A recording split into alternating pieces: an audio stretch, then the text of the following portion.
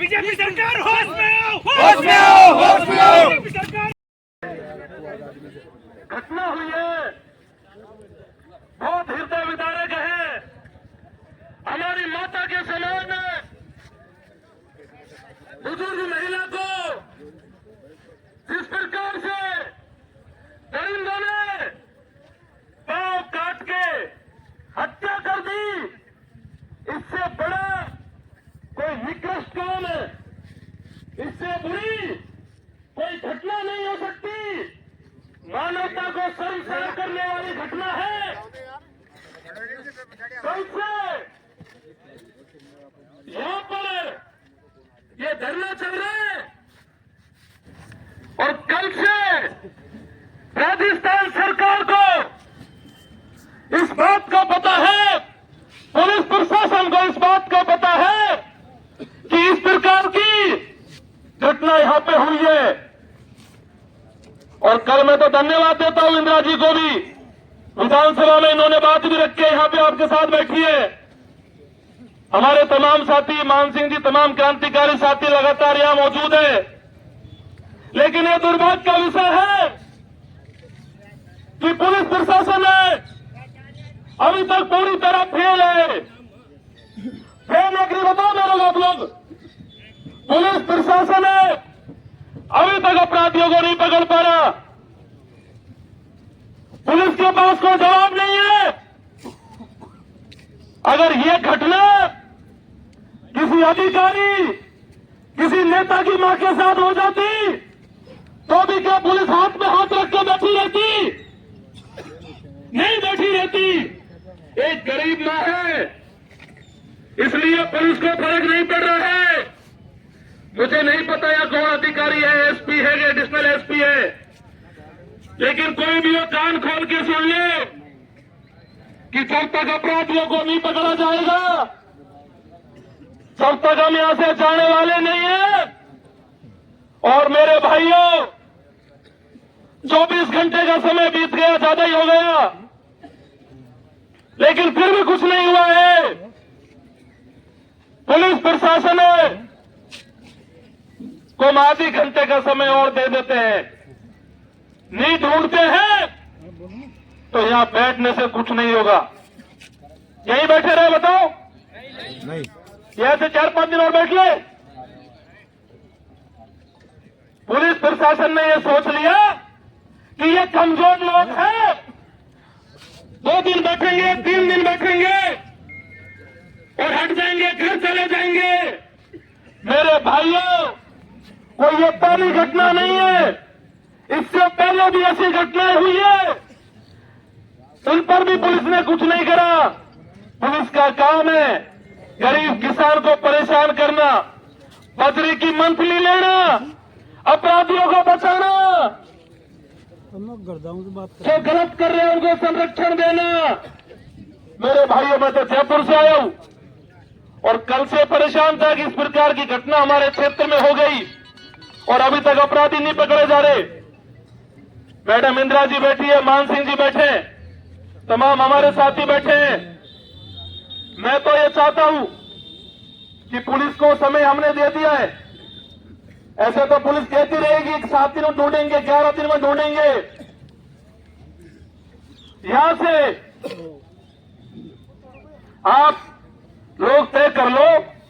मेरा तो यह मन है कि विधानसभा चल रही है तो हमारी इस माता को, इस माता की डेड बॉडी को लेके भजन लाल जी के घर चलो कि अगर आपकी माता होती, किसी अधिकारी की माता होती, ये हमारी माता के पांव काटे गए हैं, हमारी माता को मारा गया है, हमारी मां समान थी वो, क्या गुजरेगी बताओ? क्या गुजर रही है परिवार के ऊपर, जो बेचारे कल से खून के आंसू रो रहे, कल से लगातार इनके वीडियो आ रहे, कल से लगातार बेचारे कितने संकट में है और पुलिस कह रही है कार्रवाई कर देंगे। तो मान सिंह जी, मैं तो इसके पक्ष में हूं। अगर आप बैठना है तो खूब बैठ लो, कोई दिक्कत नहीं है। चलना है तो आधे घंटे का समय लो, साधनों की व्यवस्था करो और एसपी कान खोल के सुन ले कि जितनी पुलिस है उतनी लगा देना, जितनी दम है उतनी लगा लेना, कोई फर्क नहीं पड़ता। लेकिन इस प्रकार का अन्याय हम बिल्कुल सहन नहीं करेंगे कि हमारी माताओं के पांव काटे जाए और वो उन्हें मार दिया जाए और पुलिस कुछ नहीं करे, तो ये चलने वाला नहीं है। और कमजोर समझने की भूल बिल्कुल नहीं करे पुलिस प्रशासन। जैसे भी लड़ाई लड़नी पड़ी, लड़ाई लड़ी जाएगी और यहां से फैसला जब होगा, जब अपराधियों को पकड़ा जाएगा। ये लड़ाई कोई मुआवजे लेने की नहीं है। लोग कहते हैं कि मनोज भाई आप जाते हो ऐसी लड़ाई में, परिवार को मुआवजा मिल जाता है, चले जाते हो। मुआवजा चाहिए क्या बताओ? नहीं चाहिए मुआवजा। हमें न्याय चाहिए और उन अपराधियों को पुलिस पकड़ के लाए और इस चौराहे पे उनके भी पांव काट दो, तो इस परिवार को लगेगा ऐसे न्याय मिलने वाला नहीं है। पुलिस से हम स्पष्ट कह रहे हैं, ऐसे सामाजिक व्यक्तियों का समाज में कोई स्थान नहीं है। क्या पता आज पकड़ लिया जाए फिर छूट जाए। इनका हिसाब बराबर होना चाहिए। और पुलिस के आलाधिकारी कान में तेल डाल के सुन ले कि हम यहां बैठने नहीं आए, हम यहां तमाशा देखने नहीं आए। आप यहां के या तो बताइए कि कितनी समय आपको लगेगा, कितनी देर में गिरफ्तार करोगे। अगर आधे घंटे में ये नहीं आते हैं, आप चलने को तैयार हो तो साधन मंगाइए, चलिए। चाहे राजधानी चलना पड़े, चाहे इस बार न्याय के लिए कैसी लड़ाई लड़नी पड़े, चाहे पुलिस जो भी करे, कोई दिक्कत नहीं है। लेकिन मेरे भाइयों, पीछे हटने वाले नहीं है और आर पार की लड़ाई लड़ने के लिए मैं आया हूं। मैं तो देख रहा था कि पुलिस प्रशासन न्याय कर देता है तो बहुत अच्छी बात है, अपराधियों को पकड़ लेता है तो बहुत अच्छी बात है, और नहीं तो इस बार की जंग है, आर पार की जंग है। और मेरे समाज के मैं सभी नौजवान पंचपटलों से कह रहा हूं, ये क्षेत्र हमारा, यह समाज में बड़ी संख्या हमारी, और यह न्याय दिलाने वालों की संख्या देखो आप। जिस व्यक्ति का जमीर जिंदा है, इंसानियत जिंदा है, उसको माता समझ के, हमारी मां बराबर समझ के इस लड़ाई में आना चाहिए, इस लड़ाई में कूदना चाहिए, इस लड़ाई को लड़ना चाहिए। और यहाँ का कलेक्टर है वो भी आ जाए। अगर ये आधे घंटे में बात करने मान सिंह जी नहीं आते हैं तो आप यहाँ बैठे और कोई दिक्कत नहीं है। चाहे मेरे को अकेले विधानसभा में जाना पड़े माता की न्याय के मांग के लिए, चाहे अकेले विधानसभा के दरवाजे तोड़ने पड़े, चाहे पुलिस जेल में डाल दे, फांसी लगा दे, कोई फर्क नहीं पड़ेगा। लेकिन राजस्थान में एक मिसाल कायम होनी चाहिए। अगर इस प्रकार की घटनाएं होंगी तो उनका अंजाम भी ऐसा होगा कि चौराहे पे लटका के इनको सजा मिले और इनको भी वैसी सजा दी जाए जिन्होंने ऐसा कृत्य किया है। तब जाके ये घटनाएं रुकेंगी मेरे भाइयों।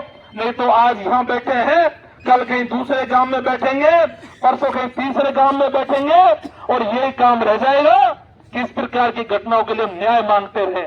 अब ये घटनाएं बंद होनी चाहिए, ये अत्याचार बंद होने चाहिए, ये चोरी लूट डकैतियां बंद होनी चाहिए। अगर कार्रवाई नहीं हो रही है तो अब आप मन बना लो, मैं तैयार हूं। और आज भी अगर यहां बैठ के घर चले गए तो ये मान के चल जाना कि ये पुलिस प्रशासन और ये कलेक्टर आपको ऐसे बेवकूफ बनाते रहेंगे और कभी भी ना तो 7 दिन बाद न्याय मिलेगा, ना 11 दिन बाद न्याय मिलेगा, कभी भी न्याय नहीं मिलेगा। पंच पटेलो तैयार हो जाओ, आधे घंटे का इनको समय है। अगर ये बात करने नहीं आते हैं तो आप मनोज मीणा पे भरोसा रखो और चल पड़ो। राजस्थान की पूरी जनता देखेगी, ये हम सभी की मां बराबर सम्मानीय बुजुर्ग महिला है। अगर इसको सभी मां मानते हो तो इस लड़ाई में पीछे नहीं हटना है। और मैं यहीं बैठा हूं, इंतजार कर रहा हूं। अब आते हैं तो पुलिस वालों की इच्छा है, नहीं आते तो इनकी इच्छा है। जो हमें जो करना है वो अब देखी जाएगी, लेकिन लड़ाई पूरी ताकत से लड़ी जाएगी मेरे भाइयों।